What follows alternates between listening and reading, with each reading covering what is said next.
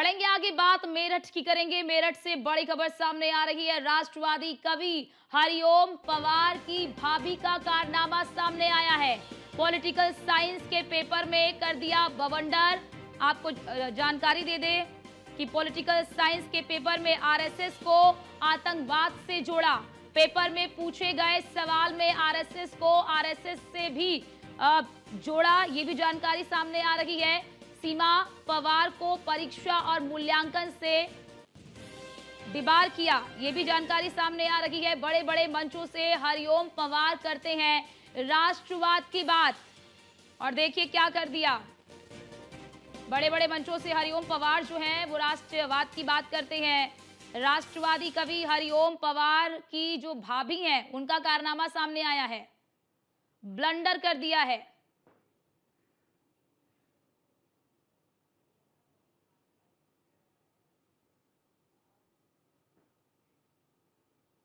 और हमारे साथ हमारे संवाददाता मोहसिन खान न्यूज रूम से हमारे साथ लाइव जुड़ चुके हैं। मोहसिन, जरा ये पूरा मामला बताइए, हुआ क्या? देखिए अर्चना, मैं आपको बता दूं कि चौधरी चरण सिंह यूनिवर्सिटी में जो सीमा पवार हैं, जो राष्ट्र कवि हरिओम पवार की भाभी हैं, वो पॉलिटिकल साइंस की एचओडी हैं। इसके अलावा क्वेश्चन पेपर तैयार करना और जो मूल्यांकन होता है कॉपियों का, उसमें भी वो शामिल रहती हैं। अब दरअसल जो पॉलिटिकल साइंस का पेपर था वो सीमा पवार ने तैयार किया था, और उसमें इतना बड़ा बवंडर कर दिया, या ये कहें कि उन्होंने जानबूझ के किया है या फिर उनसे हो गया है, ऐसे मानवीय गलती नहीं हो सकती है। जिस तरह से पूरा बवाल मचा, हंगामा हुआ। दरअसल इस पॉलिटिकल साइंस के पेपर में एक क्वेश्चन पूछा गया कि इनमें निम्न में से कौन सा परमाणु समूह नहीं है। तो उसमें जो ऑप्शन दिए गए थे उसमें नक्सली समूह, जम्मू कश्मीर लिबरेशन फ्रंट, और सबसे बड़ी बात कि उसमें राष्ट्रीय स्वयंसेवक संघ जो ऑप्शन दिया है उसमें सी ऑप्शन जो है वो राष्ट्रीय स्वयंसेवक संघ का है, और डी ऑप्शन दल खालसा का है। यानी कि उन्होंने सीधे तौर पर कहें तो उन्होंने जो है आरएसएस को आतंकवाद और कट्टरपंथ से जाकर सीधा जोड़ दिया।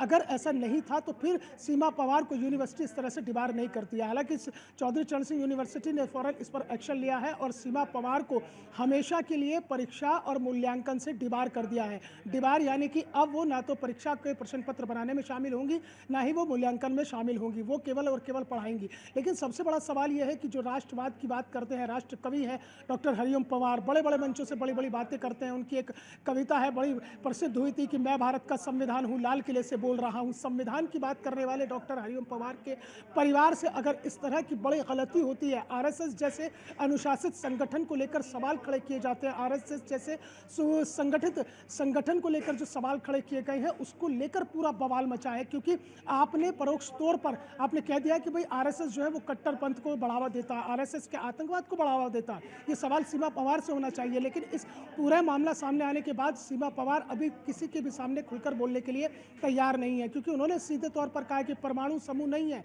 और उसमें राष्ट्रीय स्वयंसेवक संघ को आप ऑप्शन में शामिल कर रही हैं। तो इसको लेकर जो है लगातार प्रतिक्रियाएं आ रही हैं। हालांकि वो बात अलग है, क्योंकि आरएसएस में ये परंपरा रही है, आरएसएस से कोई बयान नहीं देता है। जबकि जो भारतीय जनता पार्टी के बड़े नेता, हमने कई लोगों से बात करने की कोशिश की, लेकिन कोई भी इस मुद्दे पर बोलने के लिए तैयार नहीं है। हालांकि चौधरी चरण सिंह यूनिवर्सिटी ने एक्शन करते हुए अभी सीमा पवार को डिबार कर दिया है परीक्षा और मूल्यांकन से। ठीक है, आप हमारे साथ बने रहिए मोहसिन। हमारे साथ अन्य लोग भी जुड़ चुके हैं, उनका नाम भी बता देते हैं हमारे साथ। वो भी जुड़ चुकी हैं, मीनल जी जुड़ चुकी हैं।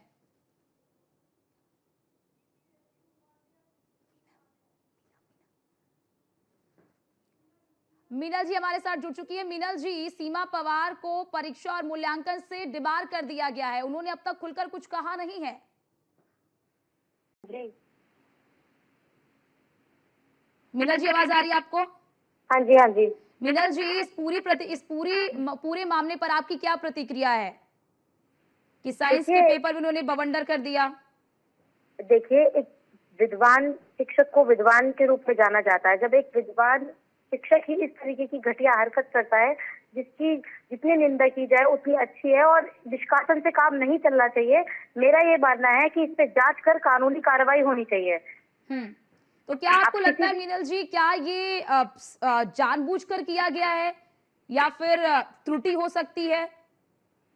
मुझे लगता है कि उन्होंने जानबूझकर ये कृत्य किया है, क्योंकि किसी भी संगठन को इस तरीके से टारगेट हमें नहीं करना चाहिए।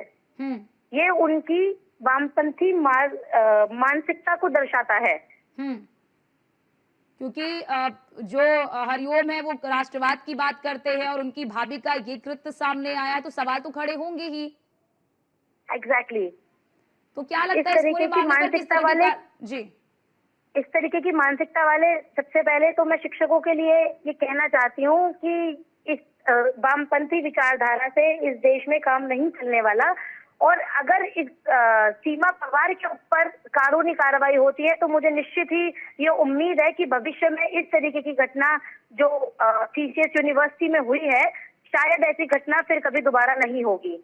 मुझे क्योंकि लगता है कि एक बिल्कुल अच्छा मीना जी, एग्जाम्पल मुझे सेट लगता है करना कि अगर चाहिए। गलती से हुई है, त्रुटिपूर्ण तरीके से हुई है तो ठीक है, वो फिर वो उनको सामने आकर बताना चाहिए। लेकिन अगर जानबूझकर ये किया गया तो फिर उनकी मानसिकता पर सवाल उठते हैं। फिर अगर वो लिख सकती हैं तो फिर पढ़ा भी तो सकती हैं वही चीज बच्चों को। बिल्कुल सही बात है, बिल्कुल मैं आपकी बात से सहमत हूँ। ठीक है, आपसे मीना जी हमारे संवाददाता मोहसिन खान है, वो भी कुछ सवाल करना चाहते हैं। मोहसिन। मीनल, आप जो है पूर्व उपाध्यक्ष रही हैं छात्र संघ चौधरी चरण सिंह यूनिवर्सिटी की। आपने एक लंबी वहाँ पर पढ़ाई की है। चूँकि डॉक्टर हरिओम पवार जो हैं वो राष्ट्रवादी कवि हैं, राष्ट्र कवि के रूप में जाने जाते हैं। उनके परिवार से अगर इस तरह की गलती होती है, उसे आप कैसे देखती हैं? देखिए, एक सिक्के के दो पहलू होते हैं, कभी भी वो एक नहीं हो सकते। तो मुझे ऐसा लगता है कि शायद दोनों की विचारधारा अलग है। उनकी मानसिकता जो है वो कवि के रूप में डॉक्टर हरिओम पवार जी, हम उनका बहुत सम्मान करते हैं। और उनकी जो मानसिकता है वो एक कवि के रूप में राष्ट्र हित में वो अपनी कवियां गाते हैं और राष्ट्र हित में ही वो कार्यक्रम अपने करते हैं। लेकिन जहां हम बात करते हैं उनकी भाभी की, सीमा पवार की, तो मुझे ऐसा लगता है कि हरिओम पवार जी को इसके साथ नहीं जोड़ना चाहिए। और सीमा पवार जी जो हैं वो अपनी मानसिकता को दर्शा चुकी हैं और वामपंथी मुझे उनकी इस वाक्य से मुझे लगता है कि वो वामपंथ हैं और इस तरीके की द्रोही जो लैंग्वेज वो लोग यूज कर रहे हैं, मुझे क्योंकि वो मीना जी लैंग्वेज नहीं देखिए, एक ही यूज करना परिवार चाहिए। में कई मानसिकता के लोग हो सकते हैं, कई विचारधारा के लोग हो सकते हैं, तो इसमें हरिओम जी को टारगेट करना मुझे नहीं लगता उचित होगा। एग्जैक्टली, यही मैं कहना चाह रही हूँ। लेकिन उनकी जो भाभी ये जो कृत्य उन्होंने किया है, तो मुझे लगता है कि अगर उन पर कानूनी कार्रवाई होगी तो निश्चित ही एक एग्जाम्पल भी सेट होगा। और चौधरी चरण सिंह विश्वविद्यालय की जो कुलपति हैं, मेरा उनसे भी आपके चैनल के माध्यम से ये निवेदन है कि आप किसी को भी इस विश्वविद्यालय में भर्ती ना करें, क्योंकि A++ ग्रेड मिलने से ना विश्वविद्यालय नहीं सुधर सकता। वहाँ की जो लेक्चरर, जो प्रोफेसर उन लोगों ने रख रखे हैं चिन्हित करके, एक बार उनका टेस्ट भी ले लें। ये नहीं कि सोच सिफारिश से आप भर्ती कर लें। ठीक है Mohsin, over to you. Mohsin, आवाज आ रही है आपको? देखिए अर्चना, जिस तरह से अभी मीनल जिक्र कर रहे हैं ना, उन्होंने एक बहुत बड़ा सवाल उठाया है और ये सवाल अपने आप में वाजिब है कि चौधरी चरण सिंह यूनिवर्सिटी पर ये पहला मौका नहीं है कि जब इस तरह की गलतियां हुई हों, इस तरह के आरोप लगे हों। इससे पहले भी लगातार चौधरी चरण सिंह यूनिवर्सिटी विवादों में रहा है, चाहे फिर वो प्रोफेसर की नियुक्ति हो, चाहे फिर वो और कोई दूसरे मामले हो। मूल्यांकन की बात करते हैं तो उसमें भी कई बार खामियां पाई जाती हैं जो कंपनियों को ठेका दिया जाता है। लेकिन हाँ, ये बात सही है कि डॉक्टर हरिओम पवार की अपनी एक अलग सोच है। उनकी सोच हमेशा से राष्ट्रवाद की रही है और राष्ट्र कवि के रूप में उन्होंने न केवल देश में बल्कि दुनिया के अंदर अपनी एक पहचान बनाई है। अब चूंकि जैसे मीनल ने जिक्र किया है कि उनका नाम जो है वो सीमा पवार के साथ नहीं जोड़ना चाहिए। अब देखिए अर्चना, होता तो ऐसा ही है ना कि एक परिवार में अगर लोग होते हैं, भले ही उनकी मानसिकता अलग अलग हो, लेकिन होता यही है कि जब और मीना जी लगातार हमारे साथ, मोहसिन मीना जी लगातार हमारे साथ जुड़ी भी हुई है। मीना जी देखिए, क्योंकि कोई भी यूनिवर्सिटी हो, कोई भी विश्वविद्यालय हो, विद्यालय हो, उनके शिक्षकों से भी उनकी प्रतिष्ठा होती है। और अगर इस तरह के मामले सामने आते हैं तो फिर उस विश्वविद्यालय, उस यूनिवर्सिटी पर भी सवाल खड़े होते हैं।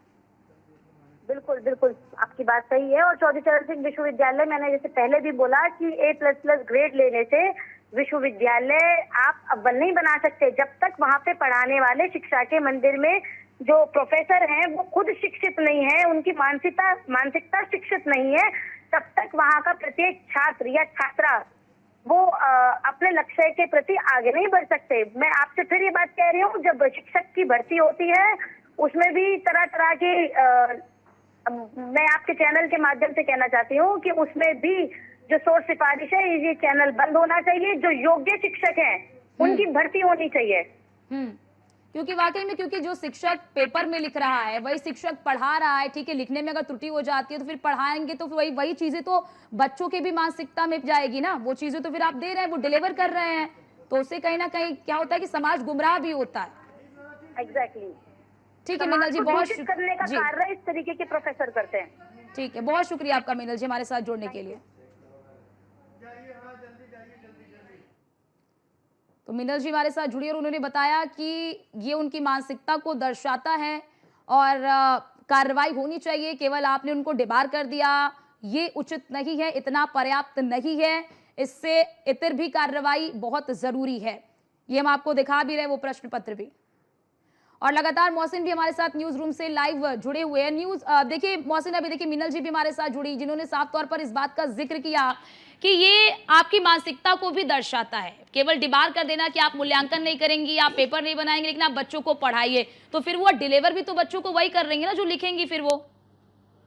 देखिए बिल्कुल यही वाजिब सा सवाल है। केवल परीक्षा और मूल्यांकन से डिबार कर देना ही उचित नहीं है। इसके साथ साथ एक कड़ी कार्रवाई होनी चाहिए। बिल्कुल सही बात है कि अगर आप वो प्रश्न पत्र तैयार करते हुए आप आरएसएस जैसे अनुशासित संगठन को अगर आप आतंकवाद और कट्टरपंथ से जोड़ सकती हैं तो आप पढ़ाते हुए भी यही पढ़ा सकती हैं, क्योंकि आपकी जो मानसिकता है वो मानसिकता लगातार वैसी ही बनी रहेगी जैसे इंसान की सोच उसके अंदर अपने आप पनपती चली जाती है। तो ऐसे में ज़रूरी है कि चौधरी चरण सिंह विश्वविद्यालय को इस पूरे मामले में जाँच करानी चाहिए और जाँच के उन बिंदुओं को देखना चाहिए कि आखिरकार गलती कहां कहां पर हुई है। प्रश्न पत्र तैयार हुआ, क्या प्रश्न पत्र तैयार होने के बाद परीक्षा केंद्र पर नहीं गया होगा क्या? क्योंकि हर कोई भी विश्वविद्यालय होता है, उस विश्वविद्यालय में एक परीक्षा नियंत्रक होता है, यानी कि एग्जाम कंट्रोलर का काम ही ये होता है कि वो एग्जाम पेपर क्या तैयार हुआ है, एग्जाम पेपर कहाँ रखे जाएंगे, क्या एग्जाम पेपर में दिया गया है, उसके जो सब्जेक्ट के जो विशेषज्ञ हैं उनसे बातचीत की जाएगी। यही काम होता है एग्जाम कंट्रोलर का। और चौधरी चरण सिंह विश्वविद्यालय में भी एग्जाम कंट्रोलर है। तो आखिरकार गलती किस किस पायदान पर हुई है इसकी पूरी जांच होनी चाहिए और जांच के बाद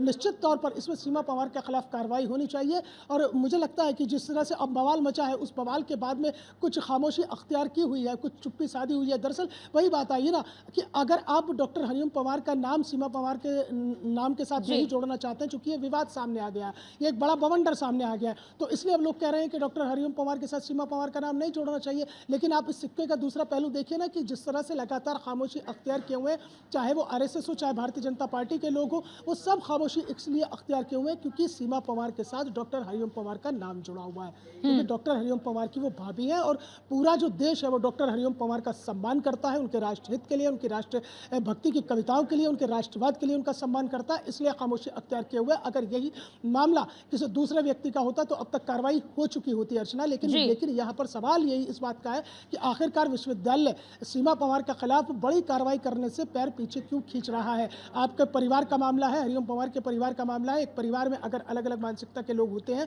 अगर आप प्रसिद्ध हैं, अगर आप मशहूर हैं, तो फिर आपके साथ तो नाम जुड़ेगा ही जुड़ेगा। ये केवल बात डॉक्टर हरिओम पवार की नहीं है, बल्कि आप पिछले भी अगर कुछ उठा के देखें, इस तरह के मामले जो रहे हैं जिसमें कई सेलिब्रिटीज रहे हैं, भले ही उनके किसी दूसरे परिवार वाले ने गलती की हो, लेकिन नाम जो जुड़ता है वो सेलिब्रिटी के साथ ही जाकर जुड़ता ही है। परंपरा चली आ रही है और लोगों की सोच बनी हुई है। तो कुल मिलाकर विश्वविद्यालय को इसमें एक बड़ी कार्रवाई के रूप में एक बिल्कुल विश्वविद्यालय को भी स्पष्टीकरण जरूर देना चाहिए और जो ये शिक्षिका है इन्हें भी स्पष्टीकरण जरूर देना चाहिए। मोहसिन, बहुत शुक्रिया आपका हमारे साथ जुड़ने के लिए और ये तमाम जानकारी हमारे दर्शकों तक साझा करने के लिए।